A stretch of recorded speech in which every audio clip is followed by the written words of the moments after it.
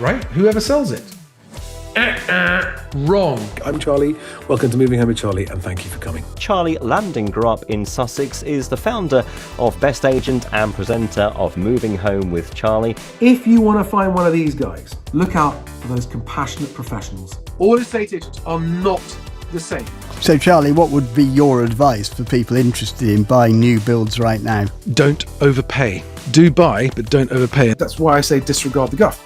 Read into the numbers and look, and it's buried. The bad news is buried in the small print, okay? Good evening, everyone. Welcome to the Property Press Awards. They may or may not be telling the truth, but you should form your own view. Get out and view, get out and view, get out and view. You cannot be in a position to make offers and have the offers accepted if you're not viewing. Just be out there viewing. Pay attention to the back of the class if you've not been watching my videos. I did one just a couple of days ago. Disregard the guff, guys.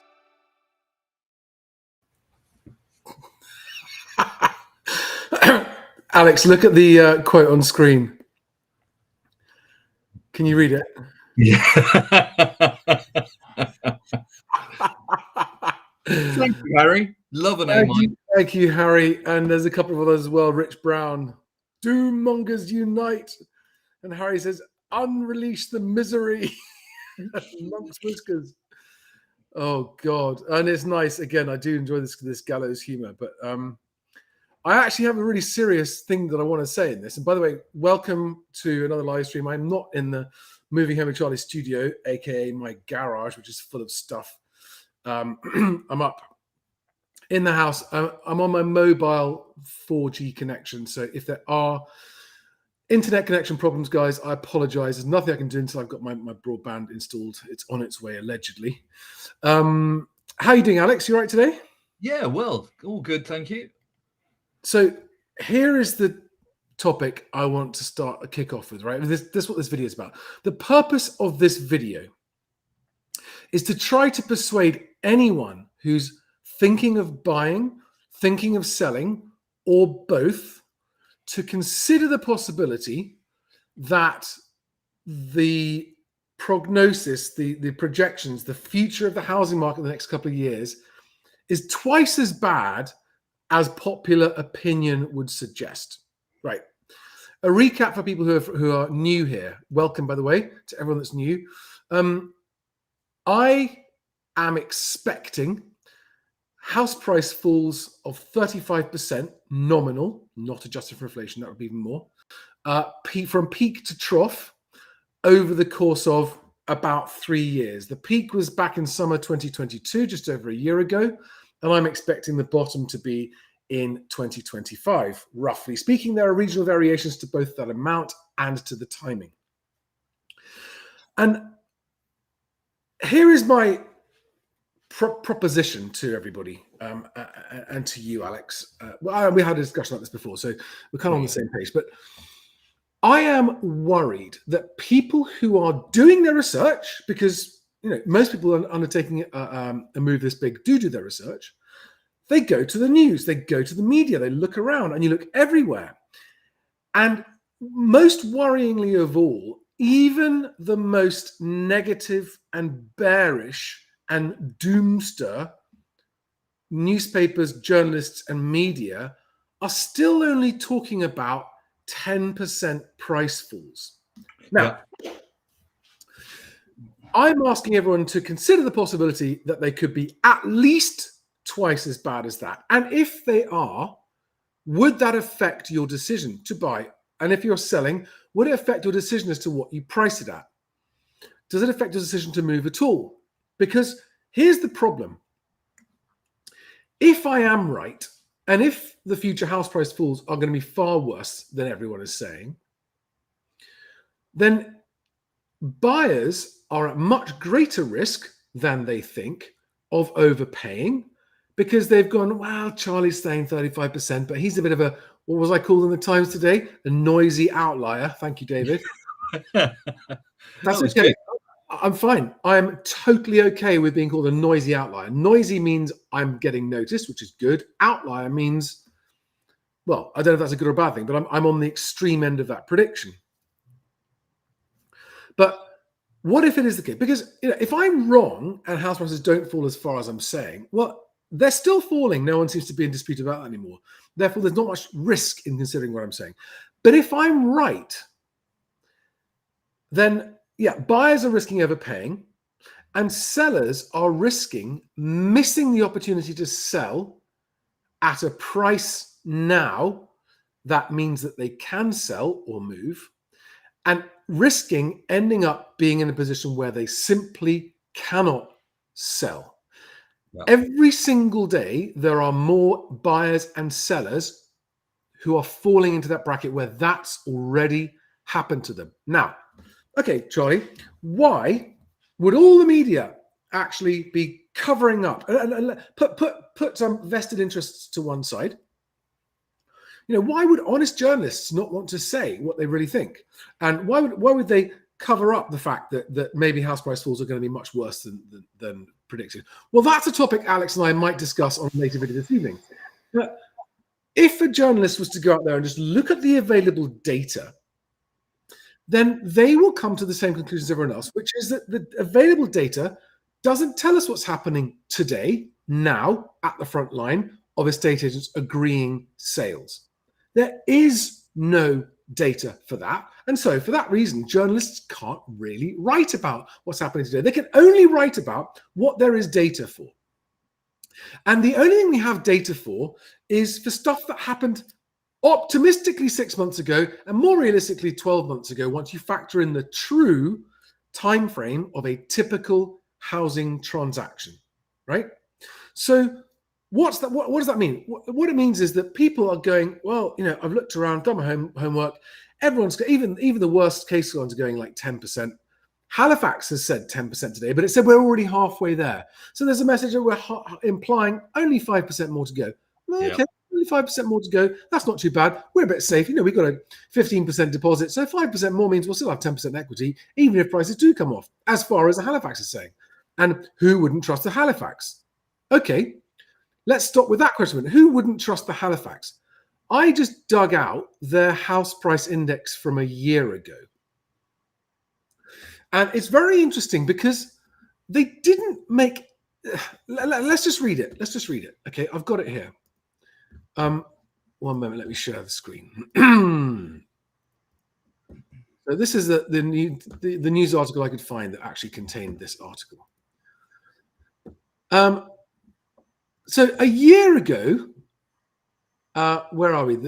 Kim Kinnaird, she's the lady. So August 2022 Halifax House Price Index shows easing of growth as cost of living crisis looms. Well, we now know that house prices have fallen at least 5% in the last year, right? We know that. Halifax and Nationwide have agreed on that.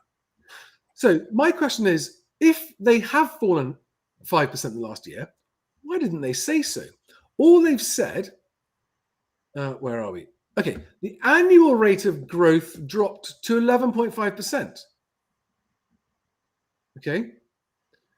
All right, so if you're reading that a year ago, you go, oh, okay, that's not the end of the world, is it? But yet, house prices had actually started. So that's saying that house prices are still going up by 11% a year. Mm-hmm. At the point when house prices had begun falling, as I was screaming from the rooftops, trying to get people to understand, because I could see that happening through the connections and the software systems that I provide to estate agents, as well as other things, right? So I want to just take a minute to look at Halifax's argument a year from now. So they go, well, the rate of growth has dropped. Still 11%. Okay, fine. And so you read through this whole bump, and here we have what I think is a very cleverly worded thing, because with the benefit of hindsight, they didn't say house prices wouldn't fall. She said, industry surveys point towards cooling expectations across the majority of UK regions. Okay. Doesn't say house prices have started falling, but it doesn't say they're not going to either. As buyer demand eases and other forward-looking indicators also imply a likely slowdown in market activity, but they don't say prices. Mm-hmm. Talk about it. So what they're covering their arse, aren't they? Because they can look back and go, well, we did warn you, and we did say, that things would cool in the face of growing economic uncertainty. And they also said, whilst government policy intervention may counter some of these impacts, borrowing costs are likely to continue to rise as the Bank of England is widely expected to continue raising interest rates into next year. Well, fair enough. They actually, that's being pretty reasonable. But is there anything in this release from a year ago that says house prices are likely to fall? No, there isn't.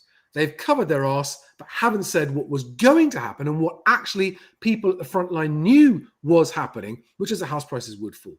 So my point here, and sorry, Alex, I obviously would love to hear what you think about it at the moment, if I let you get a word in bloody edgeways. I want you to now take that analysis of what Halifax said 1 year ago, now that we know that according to Halifax, house prices are down 5%, right? Imagine if they'd said a year ago, 12 months from now, house prices will have fallen 5%, which is what's happened. And they would have been correct in saying that, but they didn't. Okay, now translate. Let's just say, let's now interpret this year's commentary. Okay, with that same, what am I trying to say here? Try and apply the same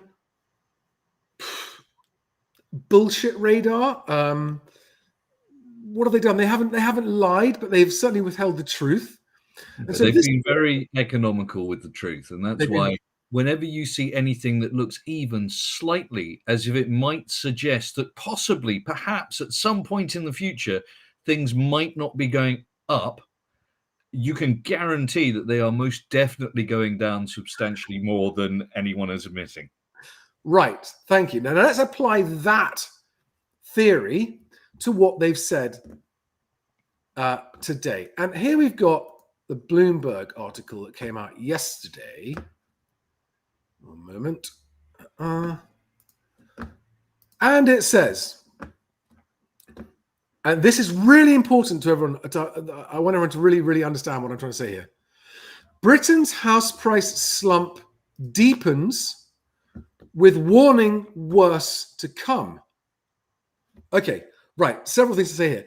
Apply what Alex just said, okay, which is, that headline is basically the equivalent of a man with a cart walking through the streets, ringing a bell, saying, "Bring out your dead! Bring out your dead!" It is. So let's apply what they didn't tell us last year, and that it's actually been much worse. So mortgage lender figures. Hold on, let me just get this a bit better set up here. Mortgage lender figures indicate that we're halfway through a 10% drop. Halfway through? It's not that bad, is it? That means there's only 5% more to go. And your house price went up 20% over COVID anyway. So why would you worry about a 10% drop? Which we're already halfway through. I mean, if you're buying now, then that means we're already halfway through the drops, right? It means it's half as dangerous to buy now. It's actually borderline safe to buy now, I'd say. Yeah. I mean, if the Halifax says that we're only another 5% to go, who are we to question them? Because, I mean, that's actual data, right? Mm-hmm. Right. This time last year, they didn't say prices would fall 5%, and they have. This time last year, they said house prices have gone up 11%, which people hear as house prices are rising 11%. So I am trying to tell everyone that the insights and data I have, including phone calls with estate agents this week going, it's carnage. And what they mean by that is they cannot get sellers to reduce their prices enough. They cannot get buyers to bid up. The deals they have agreed are falling apart left, right, and center. And it's a nightmare. The suggestion that house prices have only come off 5% at the front line of transactions today is a joke, right? We are at somewhere between 10 and 15% with the prices being agreed today. You and Alex, I think what did you say? What was your view where we are at the front line today? Yes, I agree. And in real terms, you're looking substantially more than that, obviously. Right. So if I'm right, and I was right a year ago, Okay, so I have a little bit of credibility now. Doesn't mean I'm going to be right now, but if I was right, that Halifax is basically saying, well, we're 5% down. And I reckon we're 15% down at the front line of deals being done today.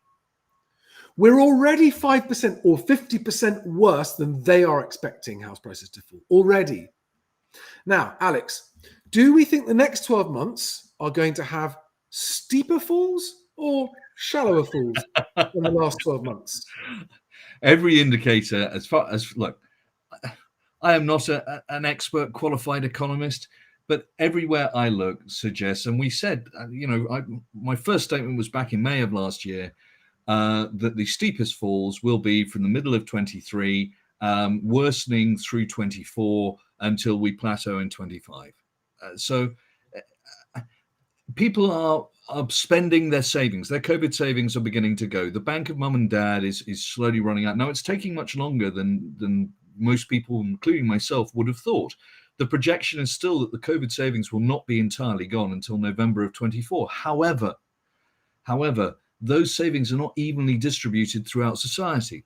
And we have begun to see redundancies happening, which, is the projection. It's which domino falls first. My view is that corporate refinancing would hit companies who were receiving less revenue from people spending less because they were having to service their mortgages and their supermarket bill was higher and their heating bill was higher. And that is slowly working through. We are beginning to see company insolvencies and redundancies. But companies have continued to prop up wages. They are still down in real terms, but nowhere near as much as you and I expected some time ago. And that's another bet that we have for Christmas.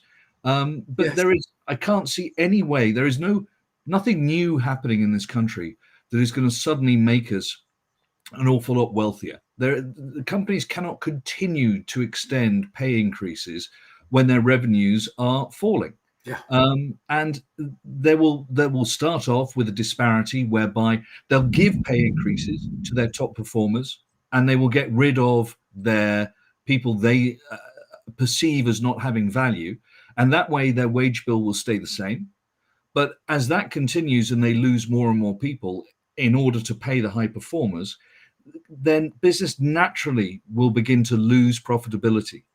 And at that point, we're back to they'll have to sack the good performers, and then they lose even more revenue, and so it goes on. Right. 24 will not be pretty. No. So Alex and I are in total agreement that average house prices will fall further and faster in the next 12 months than they have done in the last 12 months. I'm saying the last 12 months, they are down by about 15% now. The reason for this big discrepancy is the time lag. I cannot say it enough. Now, there are people amongst you watching that I know are going, Charlie, we've seen maybe 2% falls. And this is where the frustration is. The biggest falls, I mean, Halifax is saying 5% falls average. The bigger falls are happening at the higher price ranges. And because there's a lot of downsizing. I think we're going through a great downsizing at the moment.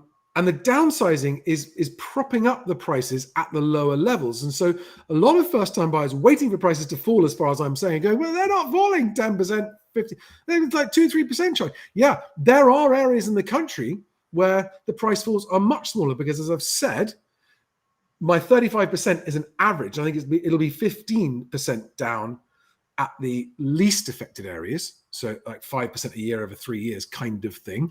Or 2% and then 10% and then 3%, something like that. So even for you guys who are holding on lower end of the property market, first-time buyer level, the next 12 months are going to represent an improving market for buyers, as long as mortgage rates don't go up any worse and as long as your income stays the same. So that's why I know there's a lot of frustration amongst first-time buyers buying at the lower end. Like they don't see prices coming down as fast. So the 5% that Halifax is talking about and the 15% that I'm talking about is not across the board. It's the average. All right. So now, what really frustrates me is that even when we're starting to see evidence that a year ago the house price indices gave zero indication the house prices would fall. They only admitted to toughening conditions and easing growth, right? As we just read in that other that piece that I had there, right? So now apply the same. Why are there no journalists picking up on this? Why are there no journalists, property journalists, going, hang on a second, Halifax have just told us that, and nationwide, the house prices are down 5% on a year ago. What did they say would happen a year ago? Why has not a single journalist done that? And then go, well, let's apply their margin of error a year ago to now, and at least consider the possibility. Because I'm getting people every single day saying, Charlie, look, I'm buying, I've got a deposit and I just had an offer accepted, but I'm really nervous. Do you think I should buy? Do you think I should buy? I've actually got several people who've booked a one-to-one slot with me that I haven't managed to get round to talking to yet. And it's almost always the same question, and I'm always happy to talk through it. And if you want to book a one-to-one session with me, link below my link tree. It's a book a one-to-one session. You'll see the link. And I am so worried about people who are going ahead and buying. I'm worried about buyers and sellers, right? I don't have an agenda to make the market go up or the market go down. I want people who need to move and who want to move to be able to do so without compromising their future security, both financial and domestic, as a place to live, right? That's what I want. So I want anyone who's moving house to do so in full possession of all the facts, which is hard because there is no data for what's happening today. But I hope I'm starting to build a bit of credibility that what I'm saying is bearing out. So I would love to appeal to any journalists watching this to do an article where you challenge my thesis, because the one thing that hasn't happened in the whole of the last year is that nobody has come forward to actually unpick what me and Alex both think is going to happen. Alex is, sorry, just remind everyone, especially for the new viewers, what your expectations are for house price falls, total, peak to trough. 30 to 40% real. Now, what that works out at nominal will depend entirely on inflation. But it's at least 25% and closer to 30 probably. In nominal terms, right? Nominal terms. And now Alex is we have a very, very different, we come at this from different points of view. Alex comes at this from a purely analytical and number crunching point of view. Is that fair? Yeah, I'm a data beast. Right. You're a number monkey. Exactly that. Whereas I take the temperature of all the different things that affect housing, and I have this weird, deep understanding of the dynamics of a estate agency because I designed and built and sold and trained estate agents around the country on how to use software that ran their business for them. And I, as a weird byproduct of that, I got to understand the true dynamics at the very top end of the market with estate agency clients in Mayfair, and at the opposite end of the market with people selling large volumes of very relatively low value properties. And I did that. And I wasn't even paying attention to house prices at any point during that period. I was just interested to see how the flow of moving happened. Instructions to viewings, to offers, to deals, to completions. That literally was what I lived and breathed. That chain of new property being instructed, viewings being booked, how many viewings to an offer, how many offers to an offer accepted, how many offers accepted to an exchange. And I got to understand, and I could see the variations as well at different points of the market. And it just gave me this weird understanding that has allowed me to have my finger on the pulse of what's happening in a way that very few other people do. And the other people that do, by the way, Zoopla owns almost all the other estate agency CRM systems. And guess what they're not saying? Okay, because no one there is going to be allowed to say what's actually happening within their estate agency CRM customers' systems. So Alex is the number crunching guy. I have a different look at it, which is I can actually see what's happening at the front line. And I hear and I talk to estate agency clients about it as well. And I'm telling you that a year ago, I said, house prices are going to fall. Everyone laughed. I'm now saying, not only have they fallen further than has been reported, they're now going to fall much faster. So please, I want anyone who's moving, I want you to move. I really want people to move. So if you're buying, just make sure that you've really considered the worst case scenario and that you're okay if that happens. Don't say to yourself, wow, Charlie says 35%, let's call it 20% where we're going, and actually that's pretty extreme. So let's assume it's 10, 15%. Can we do that? Because optimism bias and the fact you just want to buy a home, which I get, could lead you to have that kind of thought process. And if you're selling, don't delay and don't overprice and then chase the market down, which is happening so much. You've got nothing to lose by pricing it lower and getting viewings and offers, because you don't have to accept any of the offers that you get.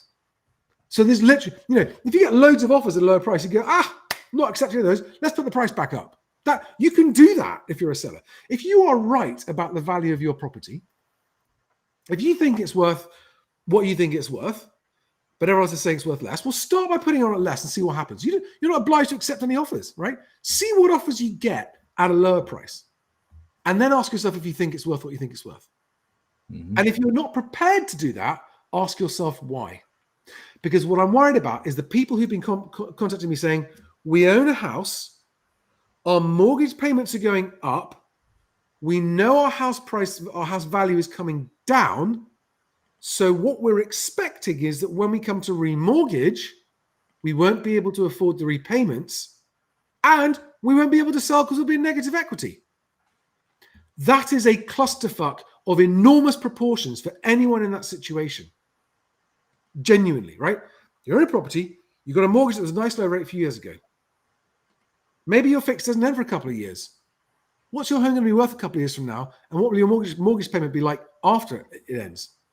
You have that thought process and you realize, Jesus, that means we'll have to sell. Well, if we have to sell, do we sell then or do we sell now? And if we sell now, where do we live? This is why this housing market is what I put in the title, twice as bad as anyone will admit.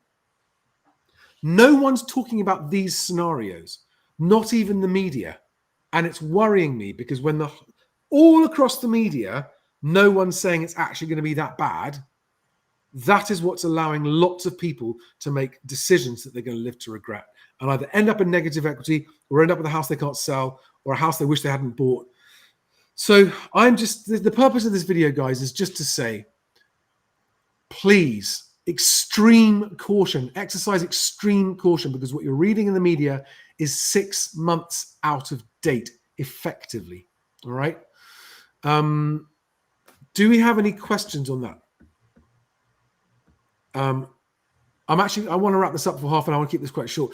Do you have anything to add to that, Alex? No, I agree with everything you said. The fact that nobody is willing to challenge or write or in any way explain, well, we'll discuss that later. Yeah. So Alex and I are going to have, this is a shorter one. This is just an important message I wanted to get out there, and an invitation to journalists to actually come and challenge this combined two-pronged, relatively, I'm saying 35%, Alex is saying 25% nominal at least. But so let's call it 30% falls that we are highly expecting to see. Can a journalist please interview us and drill down and if nothing else, debunk what we're saying? Yeah. Right? We're inviting you to debunk what we're saying, but no one has yet demonstrated the cojones to do it. Well, the only person who was willing to come on a debate was Mr. Donnell. Yes, of course, but he's not a journalist. No, but even his answer as an expert was, at that point, he was suggesting 5% falls. And he said, well, of course, they could be higher, but I'm not an economist, so I can't predict what's going to happen in the economy. So I think 5% is reasonable. Which brings me on to Harry's question on the screen right now. A UK recession, or does it not matter? It doesn't have to be a recession, Harry, although that is the most likely option. It is simply predicated on how much companies are willing to pay in wages, because that is the closest correlation with house prices. So if there were a scenario where we didn't enter a technical recession, but wages were frozen and inflation continued, that would effectively be a pay cut, even if you got paid the same salary. And therefore, house prices would drop. But the most likely scenario is not going to be that soft, gentle fall. The most likely scenario is that we will enter not just a technical, but a full-on recession. at which point redundancies will increase and wages will reduce.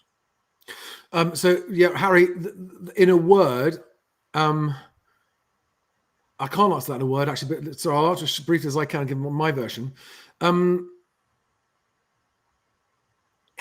The only thing that would make me change my mind about that 35% number would be a surprise increase in real wage growth, a surprise sustained increase very soon.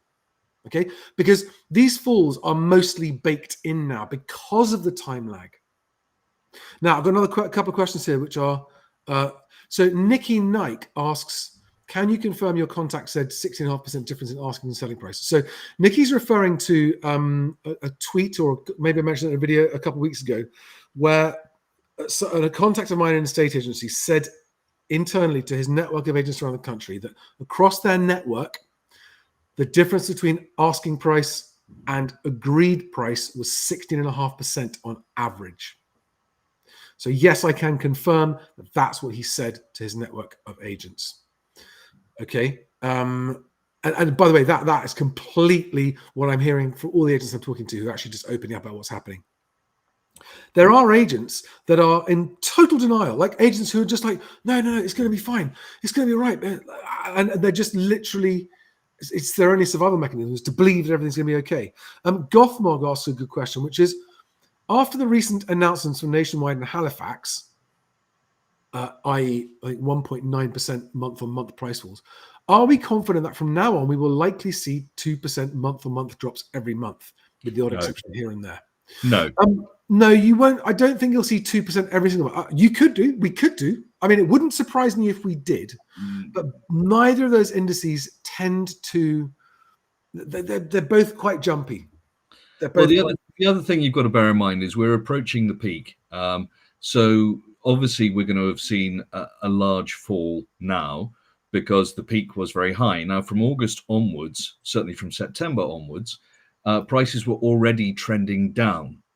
So if they're trending down, the year-on-year fall will appear to be less unless we continue to accelerate. So I think it's more likely that you'll see 1%, 1% plus. There may be a month where we get a 2% fall, but that is a huge amount in housing terms.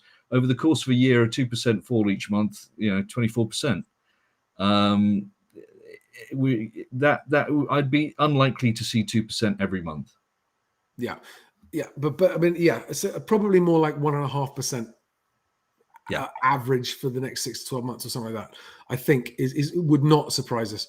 This is a good question. Tom Ronan says, are journalists the people you want to talk to?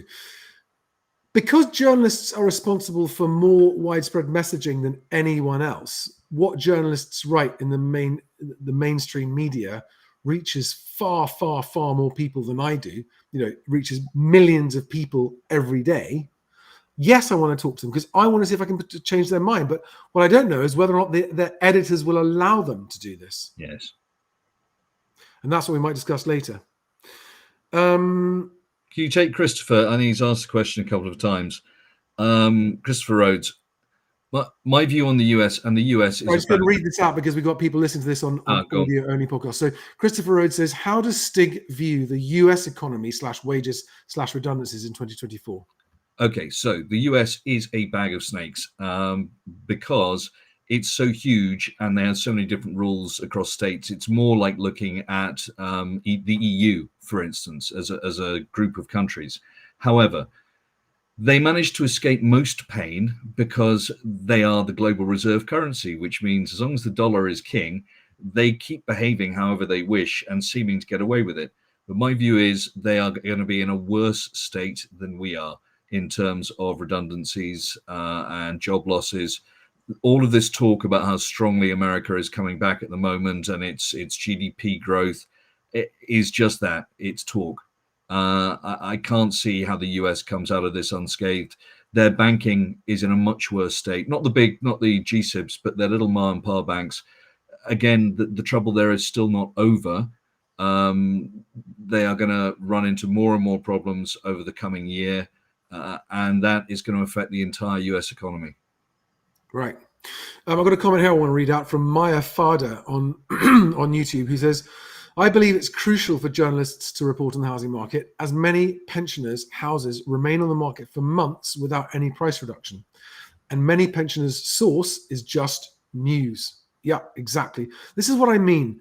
There are people who are making decisions based on what they're being fed by the news. Okay, there are people I know and love and respect who won't take their source from anywhere but the news. And I can't seem to change their mind either, which is very frustrating. But guys, I'm going to call it a day there, wrap it up. Thank you very much, Alex, for coming. And remind everybody, where is it? That if you want to book a one-to-one slot with me, I'm quite booked up. Might need about a week or so. But on this URL here, buymeacoffee.com/MHWC, you can book a 30-minute or a 1-hour slot with me if you want to talk about your own move. Or anything else. You got me for an hour to talk about whatever you like.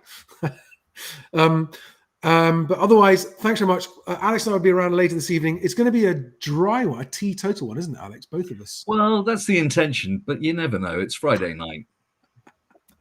But later on, I'll work out the time later and let you know. I'll post it here. But guys, thanks for watching. Remember, do buy now if you can, but just don't overpay. Don't overpay. Cheers, everyone. All right. Bye-bye.